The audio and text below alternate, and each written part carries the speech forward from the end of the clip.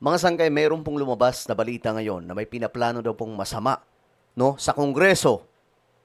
At ngayon, mga sangkay, kumakalat po ito sa mga balitaan at nagpang-abot na nga po ito sa bilyonaryo nyo. So, pag-usapan po natin.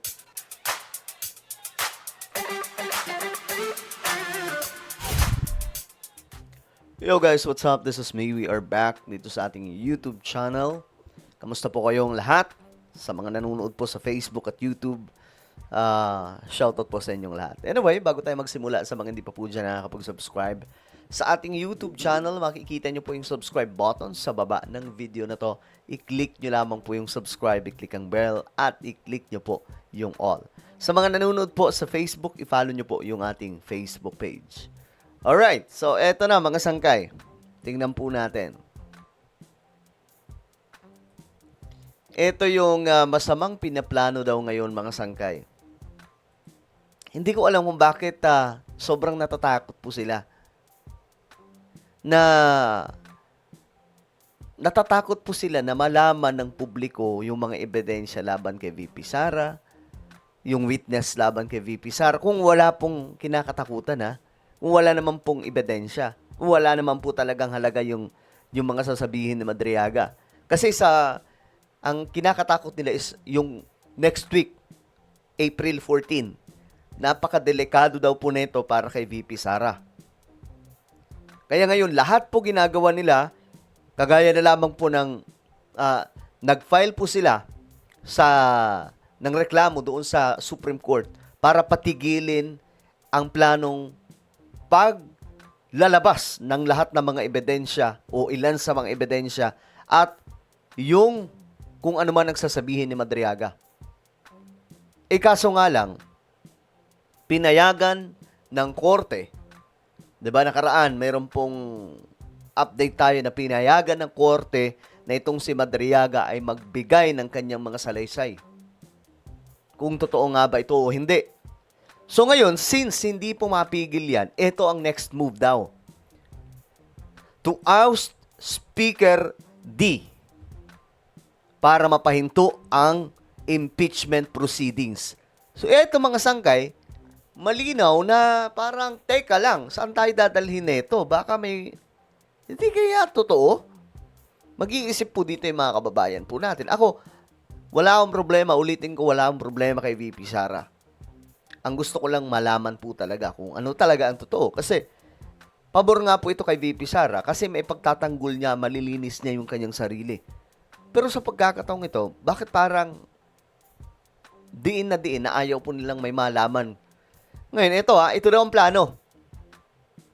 Mayroon daw pong magaganap na naman, no? Nakudita sa loob po ng House of Representatives.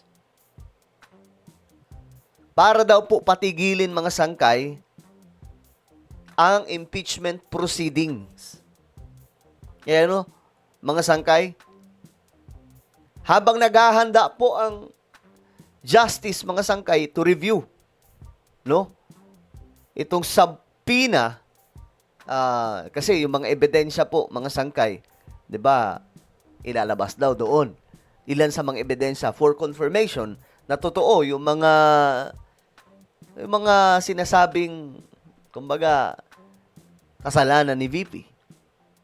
Pati itong si Madriaga.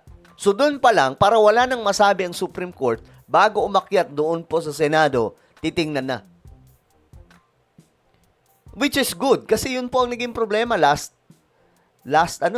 year. Parang sabi, nagulangan daw po si VP Sara kahit hindi nabigyan ng pagkakataon na ipagtanggol ang kanyang sarili. Now it's time. Pero bakit? Ewan ko bakit natatakot mga sangkay. Sobrang weird.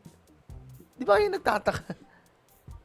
The effort to install former President and incumbent Pampanga Representative Gloria Macapagal Arroyo as House Speaker has been linked to attempts to halt the impeachment proceedings against Duterte. So ito po yung plano na naman mga sangkay. Kasi delikado po talaga.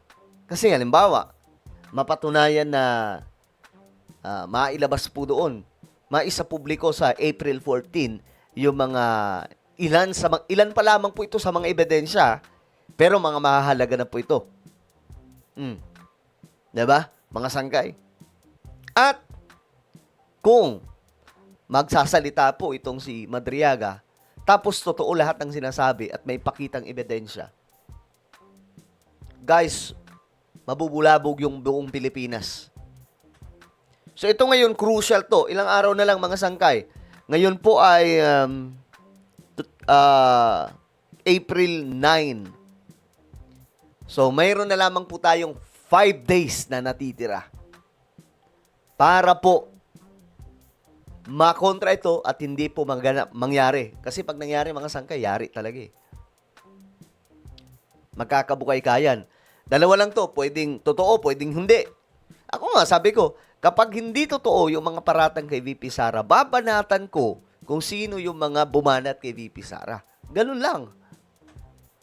However, a source said, the ouster plot is not gaining traction as the majority bloc continues to support Speaker Faustino D. III. So, medyo malabo daw mga sangkay. So, ito yung problema naman nila. Kasi mukhang malabo kasi yung majority bloc talagang suportado si Speaker D. There are 318 members in the House and the majority is required to elect a new speaker. O, kita niyo mga sangkay. Majority. O, bayaran nila yon ng tigwa 100 million, 80 million. O, 'di ba? Ganyan naman po sa Pilipinas. Para lang mambaliktad. Arroyo was installed as speaker in 2018. Panahon po ni PRRD. After ousting Davao del Norte, Representative Pantaleon Alvarez. Rumors circulated that Duterte was the one who pushed Arroyo to replace Alvarez. Oh, sumama nga yung loob ni Alvarez dito, mga sangkay, di ba? At that time, tandang-tanda ko to. Meanwhile, Caloocan City Representative Edgar Erice expressed doubt if the majority bloc will replace D. Parang malabo daw to, mga sangkay, na mangyari. Sabi niya, mga sangkay, wala naman okay naman si Boji D sa majority. So, medyo malabo daw mga sangkay. Wala namang ganyan, sabi po niya. So, ito po yung kaabang-abang ngayon. Ito daw po yung masamang plano, mga sangkay, ngayon na binabalak. So, ano po ang inyong opinion tungkol dyan, mga sangkay? Bakit parang kinakabahan sila sa April 14? Ano ba ang mayroon talaga doon? Bakit ganun? Ako, nagtataka na ako eh. Sabi ko, wala akong problema kay VP Sara, pero bakit parang natatakot sa April 14?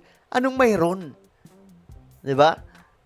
Well, ano po ang inyong opinion? Comment down below. Meron po tayong YouTube channel. Ito po ay Sangkay Revelation. Hanapin nyo po ito ngayon sa YouTube. Kapag nakita nyo na, i-click nyo po yung subscribe, i-click ang bell, at i-click nyo po yung all. Ako na po ay magpapaalam. Mag-iingat pong lahat. God bless everyone.